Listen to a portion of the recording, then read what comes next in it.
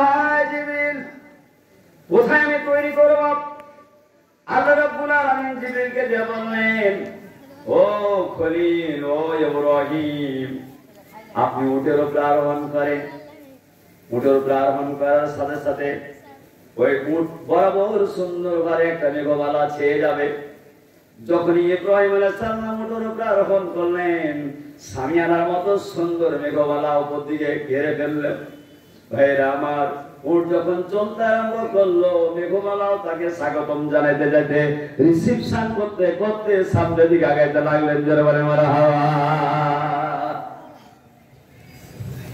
ভাইরা আমার, বোনেরা আমার, চলতেছে চলতেছে, সিরিয়া থেকে চলতেছে, না জানি কোন দিকে যাবে।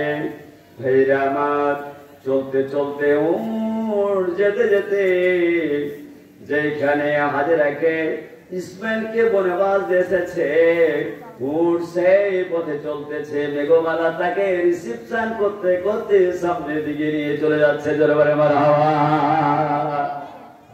ভাইরা আমার, বাড়ি তৈরি করতে হবে আল্লাহ। যেতে যেতে যেতে যেতে যেতে যেখানে হযরতে হাজেরাকে ফিরে এসেছেন, ইসমাইলকে ফিরে এসেছেন, ঠিক সেইখানে গিয়া মেঘমালা স্থির হয়ে গেল। ওটার আগা দিকে যায় না। আল্লাহ রাব্বুল আলামিন অর্ডার করলেন, জিবরিলকে বললেন, রে জিবরিল, তুমি আমার দোস্তকে বলে দাও, খলিলকে বলে দাও, এইখানে আমার বাড়ি হবে। এর মানে হাজেরার বাড়ি যেখানে, আমিও হাজেরার প্রতিবেশী হব। বাইতুল্লাহ নির্মাণ করতে হবে এইখানে। জোরে বলেন মারহাবা। ইসমাইলের আমি প্রতিবেশী। আহা, হযরত ইব্রাহিম আলাইহিস সালাম বিবি হাজেরাকে বলল, বিবি রে, আমার ইসমাইল কোথায়?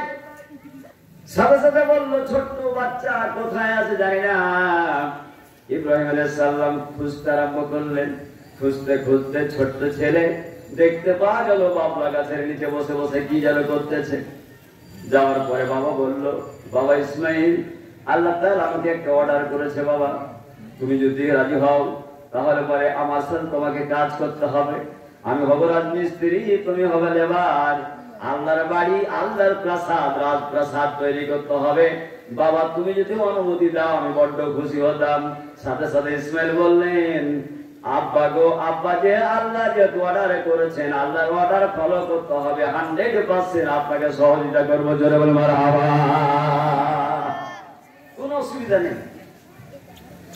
ভাইরা আমার, হযরত জিবরাইল আলাইহিস সালামকে বললেন, ভাই জিবরিল, আল্লাহর বাড়ি তৈরি করব, স্থান নির্ধারণ করে দিলেন।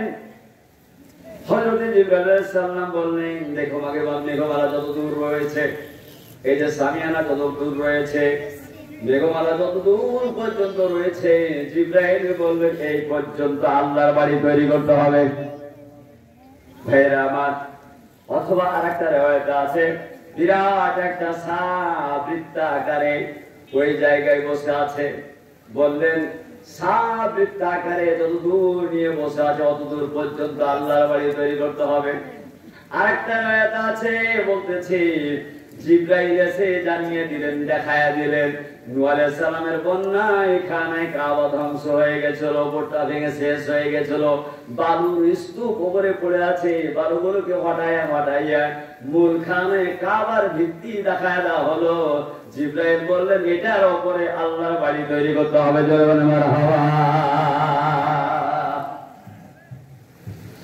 সম্মানিত ভাইরা, তাফসীরের মধ্যে এসেছে এই জায়গা যখন নির্ধারণ করে দেওয়া হলো, আল্লাহ রাব্বুল আলামিন জিবরিলকে বললেন, জিবরিল রে, আমার বন্ধুকে বলে দাও, আমার খলিলকে বলে দাও, আমার দোস্তকে বলে দাও, পাঁচটা পাহাড় থেকে পাথরগুলো যেন কেটে কেটে নিয়ে এসে আমার বাড়ি তৈরি করে। আমার রাজপ্রাসাদটা অন্যতম রাজপ্রাসাদ হবে, পৃথিবীর কোন বাড়ির মতো হবে না, ভিন্ন ধরনের প্রাসাদ হতে হবে। জিবরিল আলাইহিস সালামকে বললেন, যাও আমার বন্ধু ইব্রাহিমকে বলো 4টা পাহাড়।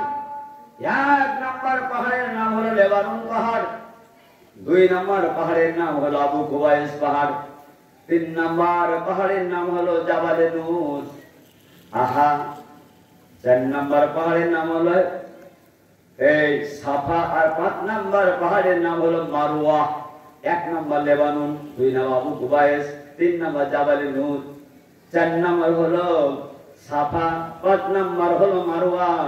এই 5টা পর্বত থেকে, বিশাল বিশাল পর্বত থেকে, ওই পাহাড় থেকে প্রখণ্ড প্রখণ্ড পাথরগুলো কেটে কেটে বহন করে নিয়েছে আমার বাড়ি তৈরি করতে হবে। বলেন তো ইব্রাহিমের পক্ষে, ইসমাইলের পক্ষে কি এটা সম্ভব হবে? হবে গো ভাই, কিভাবে হবে? ক্ষমতা তো নাই। জাবালে নূর আমি উঠেছি, পরে 1 ঘন্টা সময় লেগেছে খালি উঠতে। আল্লাহু আকবার, পরে 1 ঘন্টা, কত বিশাল! জাবালে সূরা উঠতে 1 ঘন্টা সময় লেগেছে, বিশাল পাহাড়।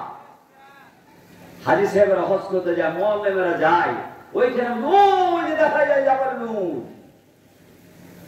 উপরে মনে হচ্ছে ফুল্লার মতো জায়গা দেখা যায়, কিন্তু বিশাল ওই পাহাড়ের সেই সুন্দর চুটিটা এত সুন্দর হয়ে আছে, এত বিশাল হয়ে আছে। সুবহানাল্লাহ, আল্লাহ যেন কবুল করেন, জরুর আল্লাহুম্মা আমিন। সম্মানিত ভাইয়েরা আমার, ইব্রাহিম আলাইহিস সালাম বললেন, ভাই জিবরিল, কিভাবে সম্ভব? আমি কিভাবে পাথর কেটে কেটে নিয়ে আসবো? আমার কাছে তো অস্ত্র নাই।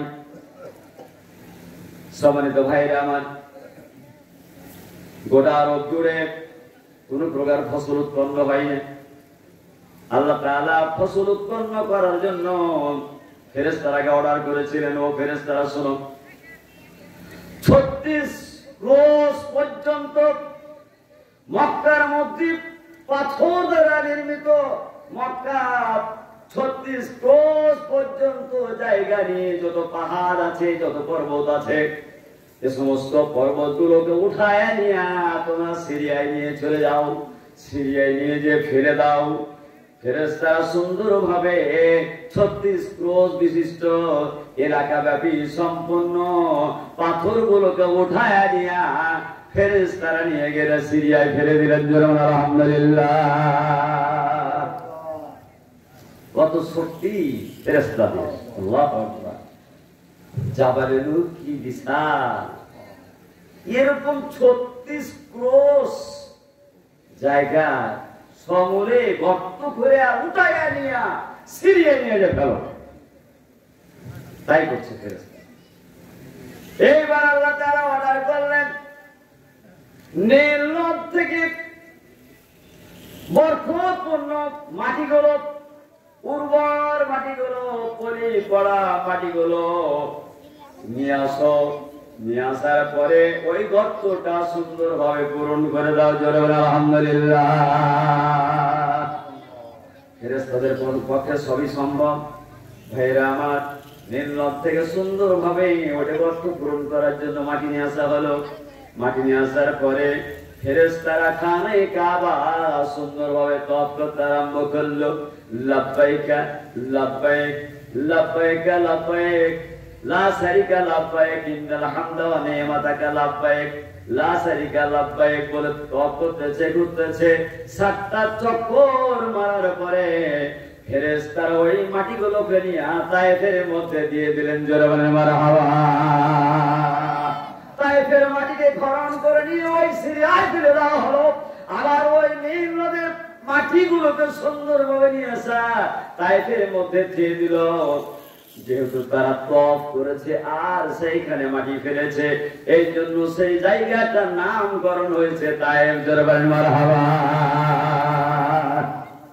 ভাইরা আমার, হাজী সাহেবরা হজ করতে যায়, যাওয়ার পরে তায়েফে যাই। আমরা যখন হজ করতে গিয়া তায়েফের মাটিতে গেলাম, আহা, খানায় কাবা আরবের সেই সীমান্ত আর তায়েফের সীমান্ত, এই ভারতের সীমান্ত, বাংলাদেশের সীমান্ত, ঠিক ওই তায়েফের সীমান্ত আর আরবের সীমান্ত, মক্কার সীমান্ত। মক্কা পঞ্চদুদু গুরু, এই এখন বর্তমান যে অবস্থা চলতেছে, একেবারে কড়া আমাদের উপরে সেই তাপ পড়তেছে, এর চাইতে অনেক বেশি তাপ। কিন্তু যখনই তায়েফের প্রান্তরে চলে গেল, সীমা অতিক্রম করলো, দেখতে পাওয়া গেল একটা জান্নাতি পরিবেশ, ঠান্ডা পরিবেশ, বাতাস বইতেছে, জোরে বলে মারহাবা। ভাইরা আমার, বিশ্ব নবীজি দুধ মাতা হালিমা যখন তার বাড়িতে গেলাম, হাজা ফেরাসে হালিমাতু সাদিয়া, যখন হালিমাতু সাদিয়া সেই ফেরাসের কাছে গেলাম, বিছানের কাছে গেলাম, আমরা সুন্দরভাবে উঠতেছি, পাহাড় বয়ে বয়ে ওপর দিকে উঠতেছি, অনুভব করলাম ঠিক 12টার সময় ঠান্ডা বাতাস গুলো আমাদেরকে ওয়েলকাম করতেছে, স্বাগতম জানাইতেছে, মনে হচ্ছে পাখা দিয়ে আমাদেরকে বিশ্রামাগারে নিয়ে চলে গেছে, জোরে বলে মারহাবা। ওই তায়েফের মধ্যে মাটিগুলো নিয়ে এসে সুন্দর ভাবে দিয়ে দিল। যে কথাটা আপনাদেরকে আমি বুঝাইতেছিলাম সেটি হলো, জিব্রাইল ফেরেশতাকে বলল, জিবরিল আমার বন্ধু তো পাথরগুলো কাটতে পারবে না, ওই পাথরগুলো কেটে কেটে সাইজ করতে পারবে না, জিব্রাইল তোমাকে ক্ষমতা দেওয়া আছে, পাথরগুলো কাটো আর সাইজ করে করে আমার দোস্ত ইব্রাহিমকে দাও। ইব্রাহিম আর ইসমাইল সুন্দরভাবে আমার খানায় কাবার গাঁথনি করবে, আমার প্রাসাদ, আমার রাজপ্রাসাদ তৈরি করবে, সহযোগিতা তুমি তাদেরকে সুন্দরভাবে করে দেবেন। আলহামদুলিল্লাহ, সুন্দরভাবে সাইজ করতেছে। আহা, হজ করতে যারা গেছেন, কি সুন্দর খানায় কাবা, চোখ ঘুষা যাবে সুন্দরভাবে, এত সুন্দরভাবে খানায় কাবা তৈরি করা আছে। ভাইরা আমার, বাবাজিরা গেছেন, আমার ভাই গেছেন হজ করতে, যারা গেছেন, আহা, লাগতেই কত সুন্দর মোলায়েম একেবারে। সারা বছর ওটা সুন্দরভাবে গিলাফ দিয়ে ঢাকা থাকে। তারপরে যখন হজ্জের সময় আসে, আস্তে আস্তে কাপড়টাকে উঠানো হয়, গিলাফটাকে উঠানো হয়, উঠাইতে উঠাইতে উঠাইতে উঠাইতে উঠাইতে ঠিক আরাফাতের ময়দানে যখন হাজী সাহেবরা চলে যায়, সেই দিন ওটাকে উঠায় নিয়ে নতুন একটা সুন্দর কাপড় আবার পঠায় দেয়। এইখান থেকে মা বোনদের উদ্দেশ্যে আমি বলতে চাই, খানায় কাবার মধ্যে যদি গিলাফ দিয়ে খানায় কাবার সৌন্দর্য বর্ধিত হয়, ও মা বোনেরা, পর্দার বিধান আল্লাহ তাআলা করেছেন, এই জন্য পর্দা করলে আপনাদের ইজ্জত বেড়ে যায়। কথা ঠিক না বেড়ে ভাই বলেন? একটা ওয়ালা ছিঁড়া পরে যদি রেখে দেওয়া হয়, আর মানুষ যদি বলা হয় এই ছিঁড়া কলাটা তোমরা নাও, বিনা পয়সা নাও, কেউ নিতে চাইবে গো ভাই? নিতে চাইবে কি? না নিতে চাইবে কেন? ওখানে মাছি বসতেছে, গোল্লা বসতেছে, যত রকমের পোকামাকড় সব বসতেছে। যদি পর্দা না করে তাহলে বিভিন্ন রকম পোকামাকড় জাতীয় যুবকেরা ওর উপর আক্রমণ করে, চোখ গুলায়, বিভিন্ন রকম ভাবে তাকে নির্যাতন করার জন্য চেষ্টা করে। আর যদি বরখা পরে, পর্দা করে, খানায় কাবার সৌন্দর্য যেমন বেড়ে যায়, খানায় কাবা দেখতে যেমন সুন্দর লাগে, ঠিক পর্দা করলে আল্লাহ তাআলা ওই স্ত্রীর মর্যাদা বাড়ায় দেয়। কথা ঠিক না বেরি ভাই বলেন? অথচ বাংলাদেশের মারা বোনেরা যে পর্দা হতে ভালোবাসে, মাথাতে কাপড় নাই, চুল দেখায়, পেট দেখায়, পিঠ দেখায়, খুব ভালো লাগে, টাকা পয়সা দেয় স্বামীতে, আর বেহাইয়া হয়, চুল দেখায় অন্য মানুষকে, করে কিনা ভাই বলেন দেখি? এটা কার লক্ষণ? এখানে খুশি হয় কে? মিস্টার ইংলিশ খুশি হয়, যুবকেরা খুশি হয়, দেখলে বলে মাল চলে গেল। মা ওকে লালন পালন করতেছে কে? টাকা পয়সা দিতেছে কে? আর মাল দেখছে দেখে। আর মাল তো দেখবে যুবক স্বামীতে, স্বামী তো দেখবে স্ত্রীকে, স্ত্রী দেখবে স্বামীকে। এটা দেখার তো কাউকে অধিকার দেয় নাই, অথচ নিজের ইজ্জত নিজেই পাঞ্চার করে দেয়। সম্মানিত ভাইয়েরা আমার, এইবার আল্লাহ তাআলা বললেন, জিবরিল আমার বন্ধুরা, পাহাড় কেটে কেটে পাথরকে সাইজ করে নিয়ে আসা সম্ভবপর হবে না, জিবরাইল তুমি তাকে হেল্প করো। হযরত জিবরাইল আলাইহিস সালাম লেবানন পাহাড় থেকে, জাবালে নূর থেকে, আবু কুবাইস পাহাড় থেকে, সাফা এবং মারওয়া পর্বত থেকে পাথরগুলো কেটে কেটে সাইজ করে করে হযরত ইব্রাহিম আলাইহিস সালামকে দেন। আর ইব্রাহিম আলাইহিস সালাম রাজমিস্ত্রি হিসেবে সুন্দরভাবে আল্লাহর ঘর তৈরি করতে শুরু করে দিলেন। জোরে বলে মারহাবা। আমি দেখে আসলাম সেই হুজুরের সেই মাদ্রাসায় যে মসজিদটা তৈরি করা হবে, আমি সরাসরি ওখানে চলে গেছিলাম, একটু দেখে আসি মসজিদ তৈরি হবে। ভাইরা আমার, এইবার আল্লাহ তাআলা জিবরাইলকে দিয়ে বলতেছে, জিবরিল, সর্বপ্রথম যে পাথরটা রাখা হবে এটা মেহরাবের কাছে রাখতে হবে। মেহরাব মানে যেখানে ইমাম সাহেব নামাজ পড়ান। আমরা যখন মসজিদ তৈরি করি তখন বরকতের জন্য আমাদের পীর কাছে সবচেয়ে সম্মানিত ব্যক্তি কে গো? বয়োবৃদ্ধ মানুষকে আমার বাবাজিকে ধরে, বাবাজি আপনি প্রথম ইচ্ছা দেন, এক কদল সুন্দরভাবে মশলা দেন, দিয়ে শুরু করা হয়। তখন মসজিদ যখন তৈরি করতে হবে তখন প্রথম মেহরাব তৈরি করতে হবে। এটা শিক্ষা হলো কোত্থেকে? আল্লাহর কাছ থেকে। জিবরাইলকে নির্দেশ দিলেন। জিবরাইল তখন ইব্রাহিমকে বললেন, ইব্রাহিম, আল্লাহর দোস্ত, প্রথম যে ওই পাথরটা রাখা হবে, গাঁথনি শুরু করা হবে, প্রথম মেহরাবে দিতে হবে।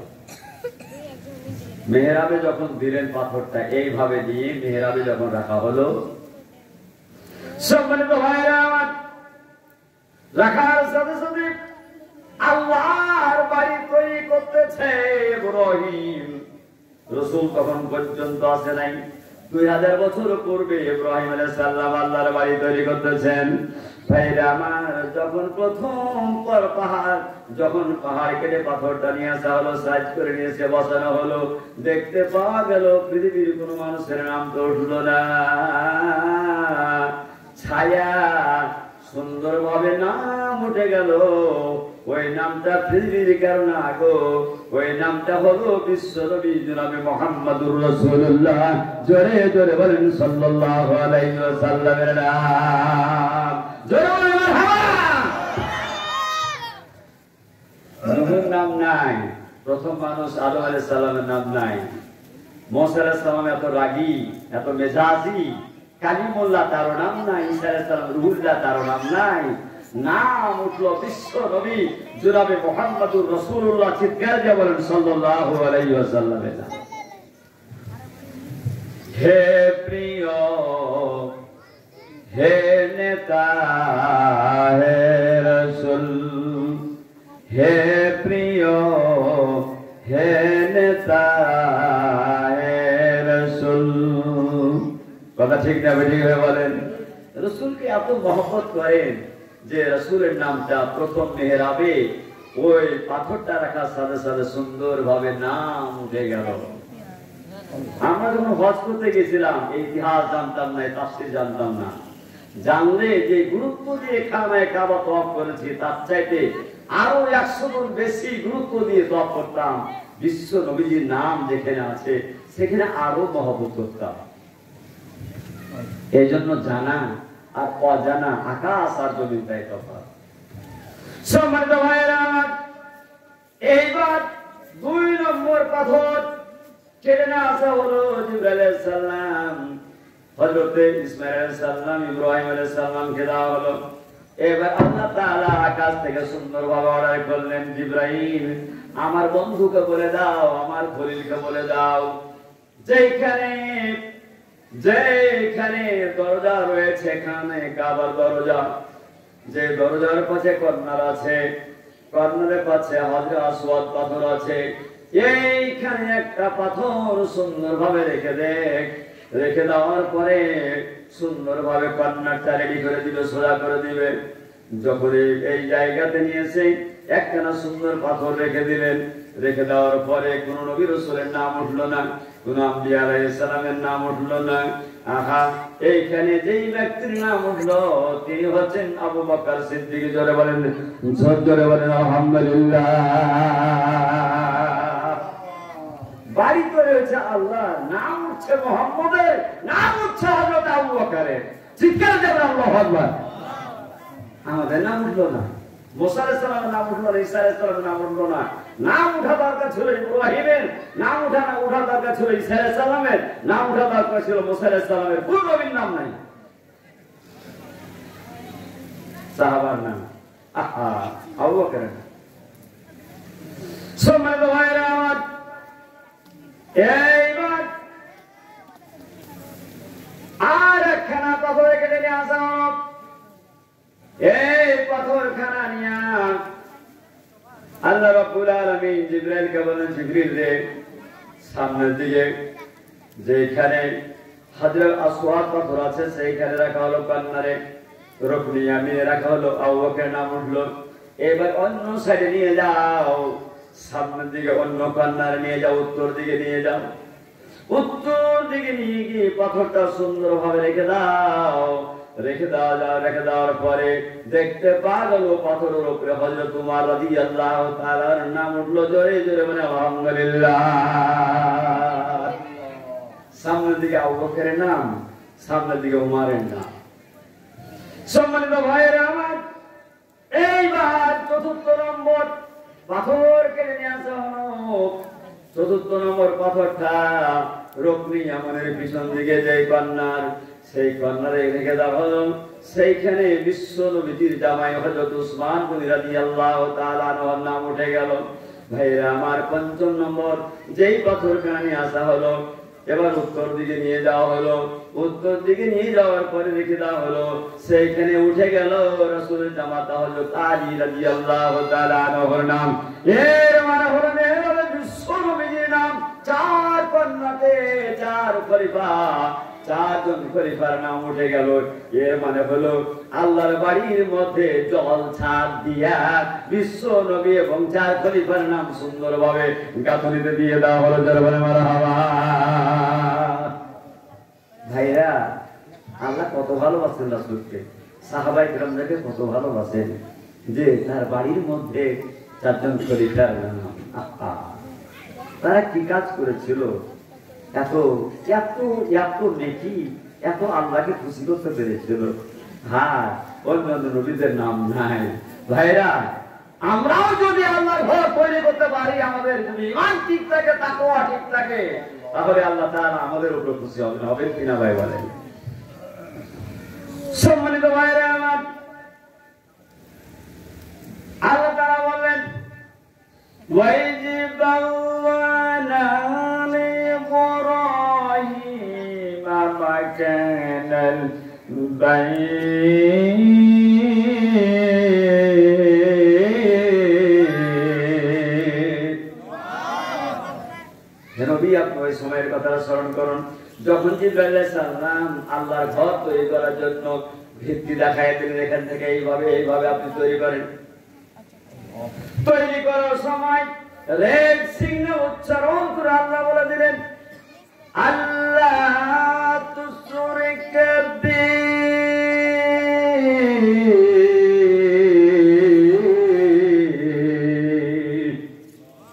হে ইব্রাহিম, খানায় কাবা তৈরি করো, আমার বাড়ি তৈরি করবা।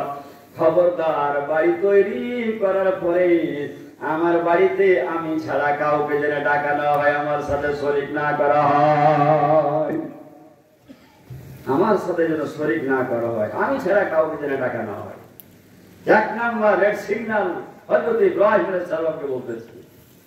দুই নাম্বার হলো ওয়াতাইহির বাইতিনা লিত-তাইফিনা ওয়াল-রাকিফিনা ওয়ার-রুক্কা'i সুজুদ। আল্লাহু আকবার। আল্লাহ কোরআনের মধ্যে দুই নাম্বার কাজ হলো যারা তওয়াফ করবে, ঘুরবে, আর যারা দাঁড়িয়ে দাঁড়িয়ে নামাজ পড়বে, যারা রুকু করবে, সিজদা করবে, আমার বাড়িটাকে সুন্দরভাবে ক্লিন করে রাখতে হবে, পরিষ্কার পরিচ্ছন্ন করে রাখতে হবে। ইব্রাহিম আমার বাড়ি তৈরি করে দিলেন, আমার প্রাসাদ তৈরি করে দিলেন, আমার প্রাসাদ নোংরা হয়ে থাকবে, আমার বাড়ির মধ্যে সেরেক হবে, আমি ছাড়া গায়রুল্লাহকে ডাকবে, এটা হতে পারে না। তোমার কাছে আমি দুটো স্বীকারোক্তি নিয়ে নিলাম, কিয়ামত পর্যন্ত যেন আমার খানায় কাবা পরিষ্কার হয়ে থাকে, চলচলে টলটলে হয়ে থাকে। জোরে বলে মারহাবা। সম্মানিত ভাইরা, আল্লাহ রাব্বুল আলামিন হযরত ইব্রাহিম আলাইহিস সালামকে বললেন, ইব্রাহিম, যে পাথরের উপর চড়ে চড়ে তুমি খানায় কাবা তৈরি করলে গো, আহা, এই খানায় কাবা তৈরি করার সময় যেই পাথরটা তুমি ব্যবহার করলা, পাথরের মর্যাদা আমি আল্লাহ রাব্বুল আলামিন এত বর্ধিত করে দিলাম, বাড়ায় দিলাম। ওয়াত্তাখিযু মিন মাকামি ইব্রাহিম।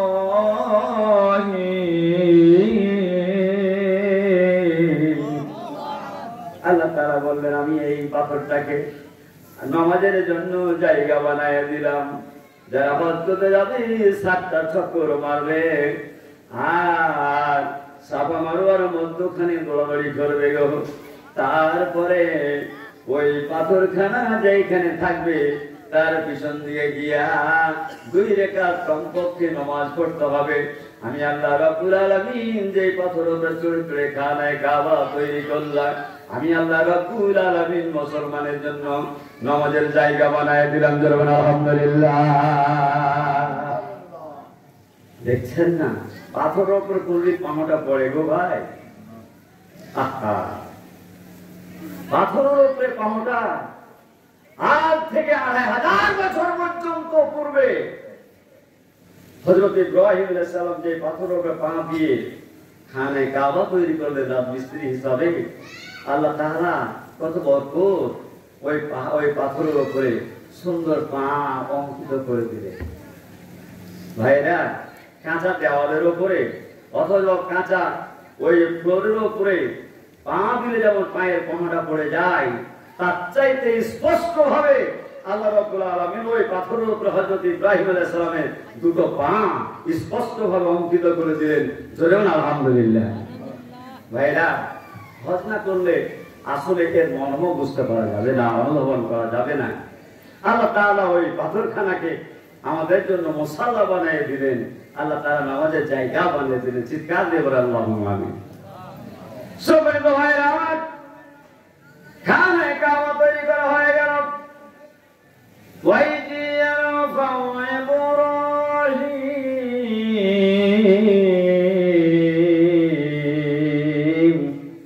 আল্লাহ তাআলা যখন ইব্রাহিম আলাইহিস সালাম, ইসমাঈল আলাইহিস সালাম খানায় কাবা তৈরি করে দিলেন, তৈরি করার পরে আল্লাহকে বলছেন রব্বানা তাকাব্বাল মিন্না ইন্নাকা আনতাস সামিউল আলিম। আলহামদুলিল্লাহ। আল্লাহ খানায় কাবা তৈরি করলাম, ভুল ভ্রান্তি হতে পারে গো আল্লাহ। আমি আমার ছেলে জিবরাইল আলাইহিস সালামের মাধ্যমে এই যে খানায় কাবা তৈরি করলাম, তোমার ভাই তৈরি করলাম, ভুল ভ্রান্তি হতে পারে আল্লাহ। আল্লাহ গো, যদি ভুল ভ্রান্তি হয়ে থাকে দয়া করে তুমি আমার ছেলেকে আর আমাকে মাফ করে দিয়ে চলো। আলহামদুলিল্লাহ। মসজিদ তৈরি করে রড দেয়, সিমেন্ট দেয়, আবার একেবারে কলা ঝুলায় দিলাম আমি না। কি দিয়েছো তুমি? কত টাকা দিয়েছো? কি তৈরি করেছো তুমি? কার টাকা তুমি দিলে? তোমার টাকা না, আল্লাহর টাকা। কিসের তোমার গর্ব? গর্ব চলবে না, অহংকার চলবে না।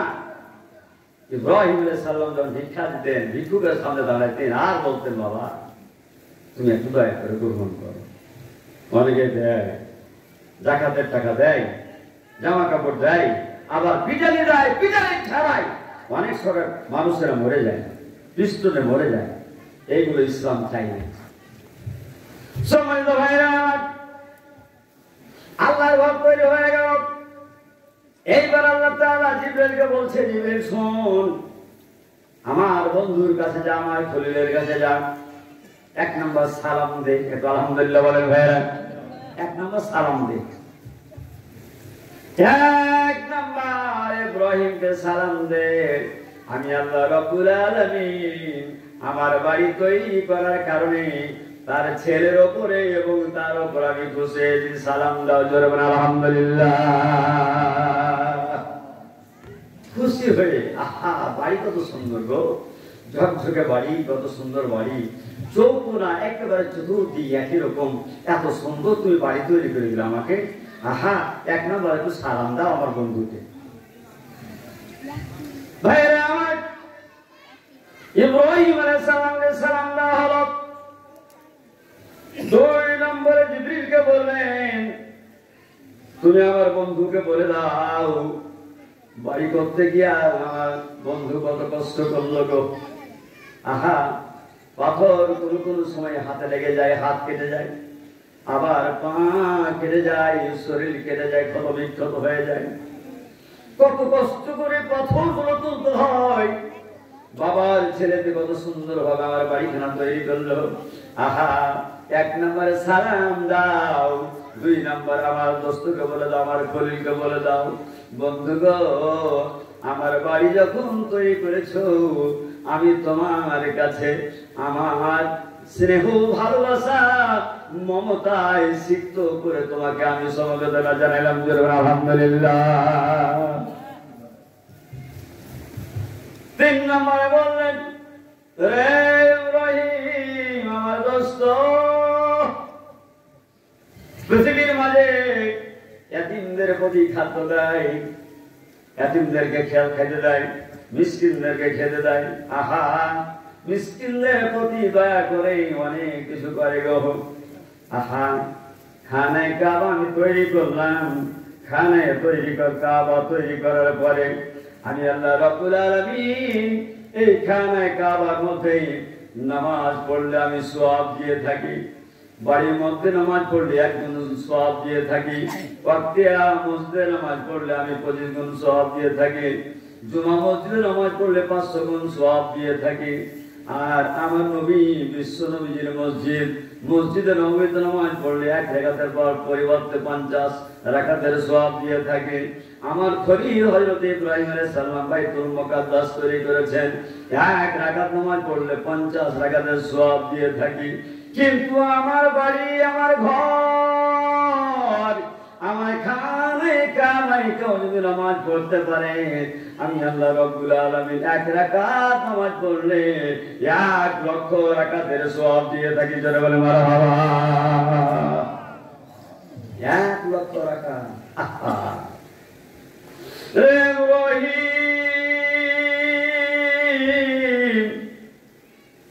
যারা পৃথিবীর মাঝে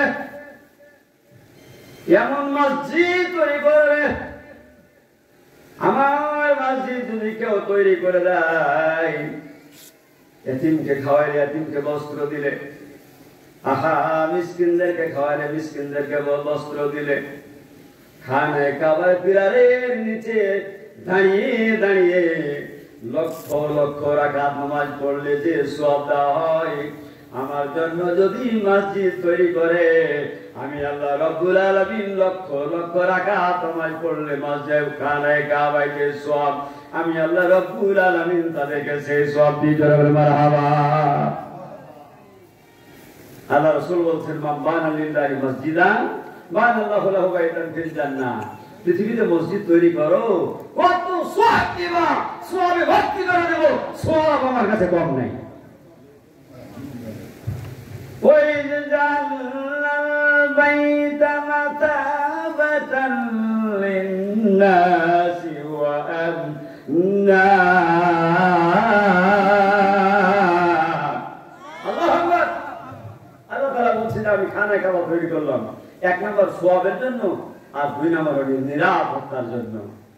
ভাইরা আমার, হত্যা করে নিজের বাবাকে যদি হত্যা করে, যদি হত্যা করার পরে যে ব্যক্তি হত্যা করলো খানায় কাবার মধ্যে চলে গেল, তাহলে ওকে টেনে নিয়েছে মারার কোনো বিধান নাই। খানায় কাবার কাছে যাওয়া মানেই সে নিরাপত্তা লাভ করলো। কি খানায় কাবা, কি মসজিদ, কি আল্লাহর ঘর, নিরাপত্তার ঘর। ভাইরা আমার, আসান